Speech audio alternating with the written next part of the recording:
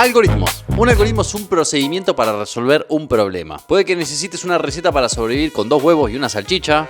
Puede que te hayas equivocado de bondi y necesites el camino más rápido para regresar a tu casa antes que te piolen. Sea cual sea tu problema, es posible definir una serie de pasos para resolverlo. Y eso es un algoritmo. Por ejemplo, si tenés una lista de números y querés ordenarlos de menor a mayor, un algoritmo que podrías definir sería agarrar los primeros 2, compararlos y si están al revés, invertirlos, pasar al siguiente par y hacer eso sucesivamente hasta que la lista esté ordenada. Eso que acabamos de definir es un algoritmo real, se llama Bubble Sort y funciona, aunque no es lo más eficiente, pero más adelante hablamos de eso. 2. Variables.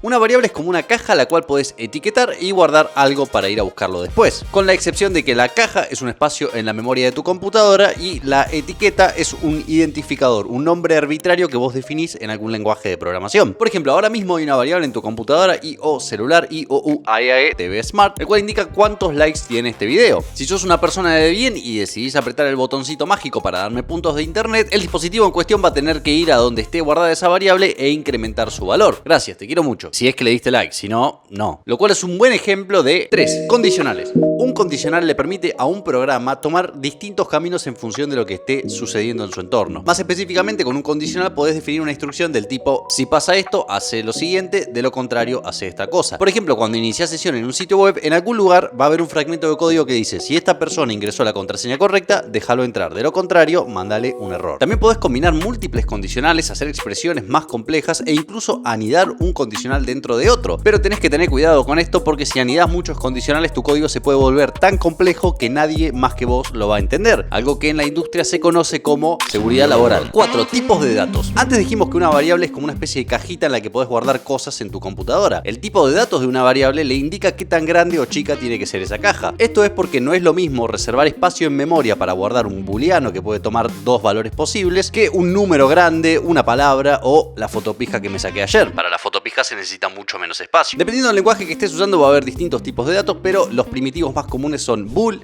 int, float y string. También dependiendo del lenguaje que estés usando puede que tengas que declarar el tipo de datos explícitamente o que alguien lo haga por vos. Además del espacio que ocupa una variable en memoria, el tipo de datos también le permite a la computadora saber qué clase de operaciones tienen sentido. 5. Loops. Un loop o bucle es una forma en la cual vos podés repetir instrucciones en un programa. Si por ejemplo tenés una instrucción para mostrar un mensaje en pantalla y querés mostrarlo 10 veces seguidas, copy-pastearlo 10 veces es una paja, así que podés utilizar un bucle for, el cual define algo como repetir 10 veces esta instrucción. Sin embargo, en muchos casos no sabes exactamente cuántas veces vas a tener que repetir una instrucción, para lo cual es muy común utilizar bucles de tipo while, que literalmente definen lógica del tipo: mientras esto sea verdad, hace lo siguiente. Y también existe el do while o dictador borracho, como le digo yo, que primero ejecuta y después pregunta. Dependiendo del lenguaje que estés usando, también vas a tener otros loops más especializados y azúcar sintáctica y demás, pero la idea general de iterar, repetir instrucciones muchas veces aparece en todos los lenguajes. 6. Funciones.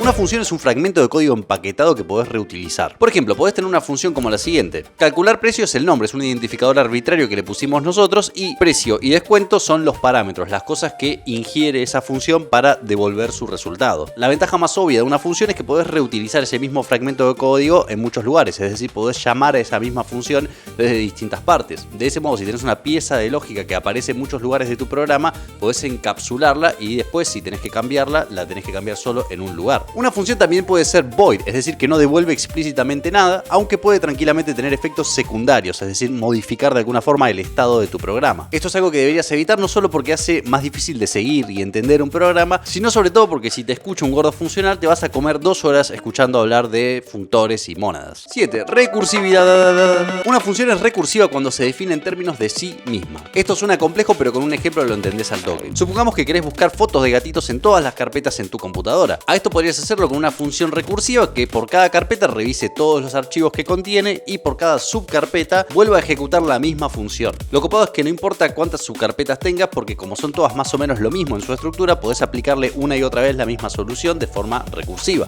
La única regla fundamental importantísima en recursividad es que siempre deberías tener un caso base. Es decir, debería haber alguna situación en la cual esa función no vuelva a llamarse a sí misma, sino que retorne sin hacerlo. Esto obviamente se hace porque si tenés una función recursiva sin caso caso base, básicamente va a empezar a llamarse a sí misma infinitamente hasta que termines en un Stack Overflow, que además de ser un sitio en el cual un indio resolvió todos tus problemas hace 12 años, es una excepción real que te voy a explicar un poquito más adelante en este mismo video. 8. Estructuras de datos. Dijimos antes que una variable es una forma de guardar cosas en la computadora. Una estructura de datos es una forma específica de organizar esa información para que ciertas operaciones sean más convenientes. Por ejemplo, si estás programando un termostato y querés guardar la temperatura promedio que hizo en cada hora del día, podrías utilizar un array o lista de números. Dentro de un array los elementos son guardados consecutivamente, es decir que podés acceder a ellos mediante utilizar su posición o índice. En nuestro ejemplo, la posición 0 siempre sería la temperatura promedio a medianoche, la posición 14 siempre sería la temperatura promedio a las 2 de la tarde y así sucesivamente. El array es una entre muchas estructuras de datos y cada una tiene su caso de uso. Otros ejemplos notables son el set, que guarda elementos únicos, el map, que relaciona claves con valores, el tree, que representa jerarquías, y el porky, que es un cerdito, no tiene nada que ver, no es una estructura de datos, solamente estaba ahí en la carpeta del video. Oink. 9. Stack. Otro ejemplo notable de una estructura de datos es el stack o pila, que básicamente organiza los elementos poniéndolos uno encima de otro, en la posición tradicional. En un stack podés hacer push para agregar un elemento, pop para sacar el último elemento que agregaste y pick para ver qué hay arriba. Dada esta organización, un stack es LIFO, es decir, el último elemento que agregaste es el primero que se va. Eso es una diferencia crucial que tiene el stack con el 10. Queue. Una queue o cola es una estructura de datos que funciona como debería funcionar una fila si viviéramos en una sociedad civilizada. El primero que llega es el primero que se va. Es decir, que una queue es FIFO. Es importante resaltar, para que no te confundas, que no es lo mismo la definición abstracta de un tipo de datos, lo que se llama el ADT, de su definición concreta o su implementación. Nosotros acá venimos hablando de la definición abstracta, que es como la teoría de qué debería poder hacer esa estructura de datos, pero dependiendo del lenguaje que estés usando va a haber tipos concretos que tal vez no tengan siempre el mismo nombre, que van a implementar el contrato de esta estructura de datos. Te lo digo más que nada para que no te asustes cuando vayas a JS y te encuentres que un hash map es un objeto, un map es un objeto, un queue es un objeto y básicamente todos son objetos, incluida tu vieja. 11. Hash table. Supongamos que tenés una lista de 10 millones de casas y querés poder encontrar en qué casa está Mariano, porque necesitas la FAFA, la vitamina para estar ATR in the night. ¿Podrías ir manualmente y preguntarle a cada casa, hola, está Mariano, hola, está Mariano, así sucesivamente? Por supuesto, pero sería bastante ineficiente. Si sabes que frecuentemente vas a necesitar hacer esto de ir a preguntar a cada casa si vive tal o cual persona, te va a convenir utilizar un hash table. Esta estructura de datos es parecida a un array en el sentido de que guarda un montón de elementos, pero lo peculiar que tiene es que la posición de cada elemento no se determina por su orden de llegada o alguna otra cuestión así, sino que el índice, la posición de cada elemento se define mediante hashear una clave que a vos te interesa. De ese modo, si llega una casa en la cual vive Mariano, la posición en la cual vas a guardar esa casa en el hash table va a ser derivada del nombre de esa persona, más precisamente haciendo hash del nombre mod la longitud del hash table. Pero lo copado es que cuando tengas que volver a encontrar una casa en función del nombre de alguien que viva adentro, en lugar de recorrerlas todas, podés hacer la misma operación, obtener el índice aproximado e ir directamente a ese lugar. Como todas las estructuras de datos, el hash table no es perfecto, sino que se adecua a esta clase de situación. Un problema muy común que toda implementación de un hash table debe poder resolver es que podés tener colisiones. Es decir, que dos casas con el mismo nombre podrían terminar en el mismo lugar. Esto se debe a que se utilizan funciones de hasheo, los cuales mapean un espacio de inputs infinito a un espacio de outputs finito y demás, pero todos esos son detalles innecesarios y no sé ni por qué mierda lo estoy mencionando.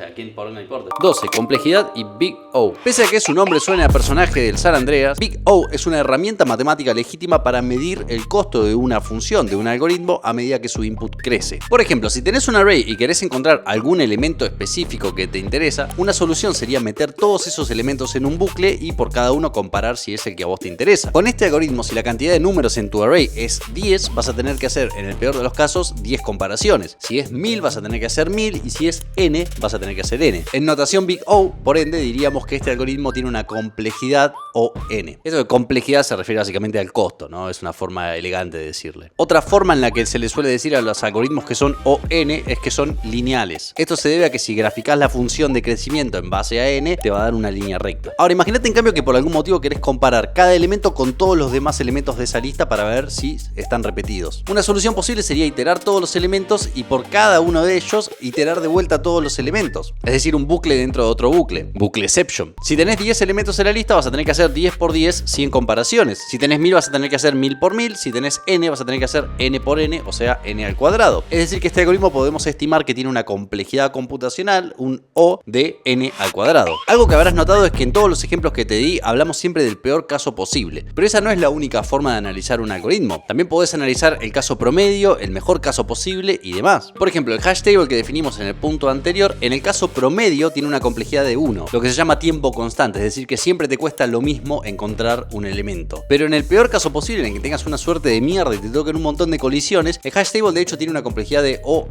Además de Big O, existen otras notaciones con nombres parecidos, como por ejemplo Big Omega, Small O y la preferida de la muchachada, Big Teta. 13. Principio de abstracción. Una abstracción es cuando escondes algo complejo en una interfaz más sencilla. Tu auto es una abstracción. ¿Por qué? Porque no necesitas saber todos los detalles de cómo funciona el motor, las bujías, los engranajes, no sé qué mierda hay dentro de un auto, boludo, no soy un gordo auto. Pero el punto es que en el auto utilizas una abstracción mucho más sencilla. Pedal derecho igual brum. En programación hacemos lo mismo. Si querés abrir un archivo, no vas a ir a manipular bits manualmente, sino que vas a llamar a una librería, que va a llamar al sistema operativo, que va a interactuar con el hardware, y vos simplemente, como si fuese por acto de magia, vas a ver los bytes de ese archivo. Utilizar el principio de abstracción nos permite crear programas mucho más complejos de lo que podríamos de otra forma, pero deberías tener cuidado porque las abstracciones son permeables, porque no eliminan la complejidad, sino que la esconden, es decir, que tarde o temprano alguien tiene que poder levantar el capot y ver qué mierda está pasando. 14. Stack y heap.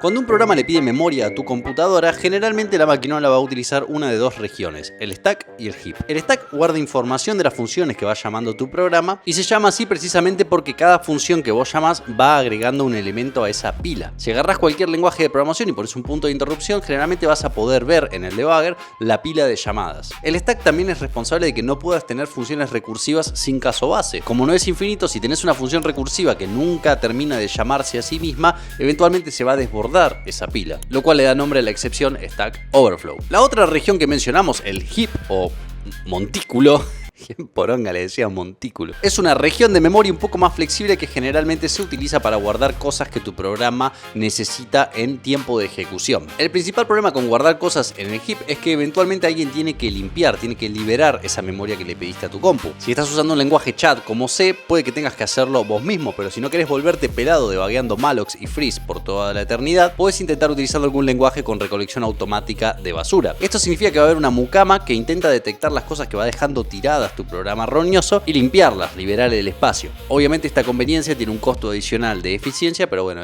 todo no se puede. 15. Compiladores e intérpretes. Que vienen todos con Java ahora los puntos, Como todos saben, las computadoras últimamente hablan binario. Sin embargo, nosotros a diario escribimos en otros lenguajes como C#, Python y Dios nos libre PHP. Así que alguien tiene que encargarse de traducir. Eso es un compilador. Es un programita que agarra tu lenguaje de juguete y lo convierte en alguna otra representación, generalmente más cercana al lenguaje de máquina. Un intérprete, por otro lado, es parecido con la excepción de que va haciendo esto en tiempo de ejecución, sobre la marcha. La versión simplificada que generalmente se estudia es que lenguajes como C son compilados y otros como Python son interpretados. Esto está bueno como para tener una idea inicial, pero deberías tener en cuenta que en la vida real las cosas son más complicadas. Por ejemplo, lenguajes que tradicionalmente se consideran compilados como Java y C#, en realidad no se traducen directamente al lenguaje de máquina, sino que se traducen a una versión intermedia, que es bytecode en el caso de Java o IL en el caso de C#. Sobre ese código intermedio después a veces se hace interpretación y compilación justo a tiempo para tratar de detectar qué es lo que necesita tu programa traducir al lenguaje de máquina a medida que sucede. Del mismo modo vas a tener motores modernos de JavaScript que van a utilizar compilación, interpretación y macumbas para hacer que ande un poquitito más rápido. 16. Procesos. Si abrís ahora mismo el administrador de tareas de tu computadora, vas a encontrar un montón de procesos. Puede que encuentres chrome.exe comiéndose la mitad de tu RAM, Discord, Steam e incluso robuxgratis.exe, un programita que está ahí misteriosamente desde que te instalaste el Minecraft, precisamente después de que se abrió ese CMD raro que parpadeó por un segundo, pero como el Minecraft te anduvo bien, no hiciste nada al respecto y ahora te da un poco de miedo investigarlo, aunque como andás medio paranoide, tapás la cámara web cada vez que te clavas una. Por ejemplo, no por tirar algo, digo. Sí. Te decía entonces que un proceso es eso que ves en el administrador de tareas, es decir, una instancia de un programita en ejecución. Cada proceso generalmente va a tener su propio espacio de memoria, está encapsulado en un área particular, de modo que si, no sé, te crashea Discord, deje de funcionar Discord, que es lo esperable, pero eso no significa que te va a explotar todo el sistema operativo, que te va a tirar un pantallazo azul la compu, o que te va a empezar a escribir píxeles randoms en el Paint. 17. Hilos. Dentro de cada uno de esos procesos que mencionábamos antes, podés tener uno o más hilos. Cada hilo es básicamente una secuencia de trabajo, una serie de instrucciones que está compartiendo ese mismo espacio de memoria que corresponde al proceso. Por ejemplo, algo muy común en aplicaciones con interfaz de usuario es que tengas un hilo principal que se encarga de la interfaz e hilos secundarios que se encargan de trabajo en segundo plano. De ese modo, si el usuario intenta, por ejemplo, subir un archivo, el hilo burgués de la interfaz puede delegarle al hilo proletario trabajador la tarea de subirlo y llevarse todo el crédito, el plusvalor, dándole un cartelito verde al usuario. Tener varios hilos en un proceso está bueno porque es como que tenés varios procedimientos que pueden acceder al mismo espacio de memoria, leerlo y modificarlo y demás. Pero también es una mierda y lo peor que me pasó en la vida porque es como que tenés varios procesos que pueden acceder al mismo espacio de memoria y leerlo y modificarlo y demás. Para explicar esta aparente contradicción, hablemos de 18. Concurrencia y paralelismo. Estos dos términos son bastante parecidos, pero no lo mismo. Concurrencia significa que varias tareas progresan durante el mismo periodo. Paralelismo, en cambio, significa que varias tareas se ejecutan al mismo tiempo. Si estás cocinando solo, por ejemplo, puede que pongas la olla en el fuego y te vayas a cortar cebolla hasta que el agua entre en hervor. Eso es concurrencia, porque las dos cosas están progresando al mismo tiempo. Si luego aparece otra persona y se pone a cortar la cebolla mientras vos echás los fideos al agua, eso es paralelismo. En los viejos tiempos las computadoras tenían generalmente un solo núcleo, por lo cual lo que más veías era concurrencia. Lo común era aprovechar el hecho de que la CPU es mucho más rápida que los demás componentes para hacer que vaya saltando de una cosa en otra. Por ejemplo, la CPU puede ir al disco rígido y decirle, che, ¿me traes esto? Y mientras el gordo va y se toma su tiempo, se toma un cafecito y qué sé yo, puede ir a hacer otra cosa y volver cuando el gordo vuelva. Hoy en día, sin embargo, es bastante común tener paralelismo real, es decir, varios procesadores haciendo tareas literalmente en simultáneo. 19. Race conditions y deadlocks.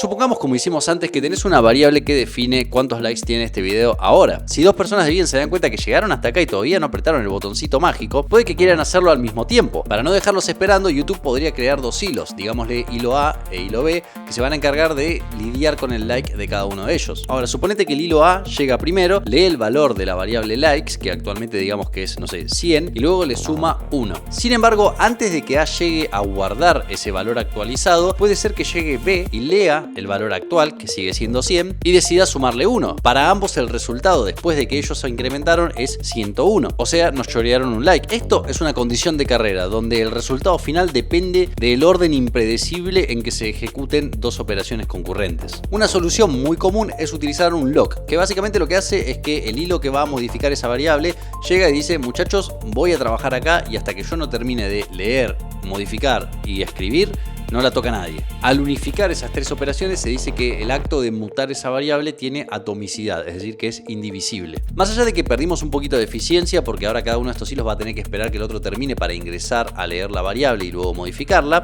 esta solución de utilizar un lock acarrea un problema mucho más grave, y es que abre la puerta a un deadlock. Imagínate, por ejemplo, que en el mismo escenario tenemos dos variables que ambos hilos pueden querer modificar y que para cada variable hay un lock, un bloqueo que hace que la modificación sea atómica. Si no tenés cuidado, es posible que un hilo agarre el primer lock y espere el segundo, y el otro hilo agarre el segundo y espere el primero. En esta clase de situación, ambos hilos se quedan esperándose mutuamente, como Doña Florinda y el profesor Girafales diciendo pase usted después de usted, hasta el fin de los tiempos. O sea, se congela tu programa. Como para la condición de carrera, un deadlock tiene soluciones bastante estándar. Por ejemplo, podés asegurarte que haya un orden global para el acceso de esos locks, pero todo esto ameritaría un video aparte, así que por ahora hablemos de 20. Clientes y servidores. Cuando abrís Instagram para seguir al tío Dagger, porque si no hay tabla, tu teléfono no tiene almacenado todo lo que vas a ver en tu feed, sino que está actuando como cliente y le está pidiendo a algún servidor que está en otra computadora que le vaya dando más dopamina para cogerte el cerebro. Esta clase de patrón se llama arquitectura cliente-servidor y es increíblemente común en la web. Pero para que no se ponga muy abstracto, vamos a agarrar la pala por una vez y crear un servidor nosotros mismos utilizando obviamente un VPS de Hostinger. Sí señor, para la cartera de la dama, para el bolsillo del caballero, llegar llegaron los VPS de Hostinger recargados. Con estas máquinas vas a tener acceso root, vas a poder meterle el sistema operativo que se te cante, en mi caso Ubuntu porque no me la banco, y vamos a proceder a configurar una para crear nuestro propio servidor. En cuanto a planes, como siempre, el punto dulce de Hostinger que no dejo de recomendarles es el KVM2, que viene con 2 vCPU, 8 GB de RAM, 100 GB de almacenamiento NVMe y 8 TB de ancho de banda. Además, por supuesto, podés hacer snapshots, configurar copias de seguridad automática e incluso viene con protección de DOS. Usando el enlace en la descripción o en el comentario opinado y el código .dagger podés obtener un descuento en cualquier plan superior a 12 meses. Gracias como siempre a la gente de Hostinger que se sigue poniendo la 10, bancando el antro, y vamos a tener que laburar, vamos a configurar el server, ¿verdad? Ya. Hola, sigo siendo la misma persona que antes, pero ahora estoy en un contenedor ovoidal, como un testículo. Vamos a crear un servidor y luego vamos a utilizar otro terminal para representar al cliente, de modo que tengamos los dos lados de la historia. Vamos a hacerlo en Go, porque siempre hago las cosas en JS y estoy hasta la pija. Go run main.go. A ver con qué explota. ¡Opa! Esto significa que tenemos un servidor escuchando en ese puerto, en el puerto 3000. Lo que nos falta ahora es del otro lado tener un cliente que le solicite algo. Para eso sencillamente vamos a splitear acá la pantalla. Fíjate que el terminal de la izquierda está dentro del servidor, el terminal de la derecha está dentro de mi maquinola. Desde este otro terminal vamos a hacer, acá está, me lo spoilea el terminal porque ya lo hice antes, porque lo tengo que probar antes de la demo obviamente, y si le damos enter, ¡boom! Fíjate qué interesante, desde el lado izquierdo vemos que el servidor reporta que recibió una solicitud de tipo GET a la ruta usuarios 69, ¿no? Alguien le pidió ese recurso. Y en el lado derecho, que es el cliente recibió el JSON que crea el servidor, ¿no? Si nosotros detenemos este servidor, la solicitud va a quedarse ahí un toque esperando y va a tirar un timeout, creo que en 60 segundos por defecto. Hasta acá todo muy lindo con nuestro servidor, pero tenemos un problemita bastante importante, que es que le estamos hablando utilizando una IP como la que ves en pantalla. Y yo definitivamente no pienso memorizarme esa poronga. Para gente con cerebro tiktokero como nosotros, es que se inventó 21 y fuera de programa, DNS. DNS o Domain Name System. Es el sistema que nos permite utilizar nombres reconocibles como google.com para referirnos a la dirección IP de alguna máquina en algún lugar del mundo. En el sentido más sencillo, el sistema DNS mapea claves a valores, como un mapa, la estructura de datos de la que hablamos antes. Por ejemplo, podemos configurar un registro DNS que diga que este dominio mapea a la IP de nuestro servidor. De ese modo, cuando le tiremos un GET a este dominio, nuestra computadora va a ser capaz de ir a preguntar al sistema DNS cuál es la IP que corresponde a ese nombre y luego tirarle el GET a esa dirección. Aunque suena tontamente sencillo, DNS de hecho es bastante interesante porque es un sistema jerárquico, distribuido, descentralizado y con mucha resiliencia. Pero si querés ahondar en el tema, te invito a ver esta serie de streams en los que creamos un server DNS desde cero, utilizando obviamente el lenguaje de los dioses, C#. Ahora, nuestra conexión tiene un último gran problema y es que estamos utilizando HTTP. Le falta la S que significa secure, seguridad. Es decir que nuestra conexión no es segura y un atacante podría estar escuchándola o haciéndose pasar por nuestro servidor. Me encantaría explicarte el concepto y cómo carajo se configura HTTPS, pero lamentablemente nos quedamos sin elementos en la lista. Así que si te interesa que la sigamos, déjame un puntito de internet y hacemos otro video. Por lo pronto me voy a la reconcha bien puta de mi hermana. Chao, váyanse todos a la remierda. Grabé este video poronga 2 veces porque la primera vez que lo grabé con alergias bastante heavy, el micrófono de mierda no me grabó el audio. Así que lo estoy grabando de vuelta al día siguiente. Váyanse todos a la reputa madre que los parió. Chao.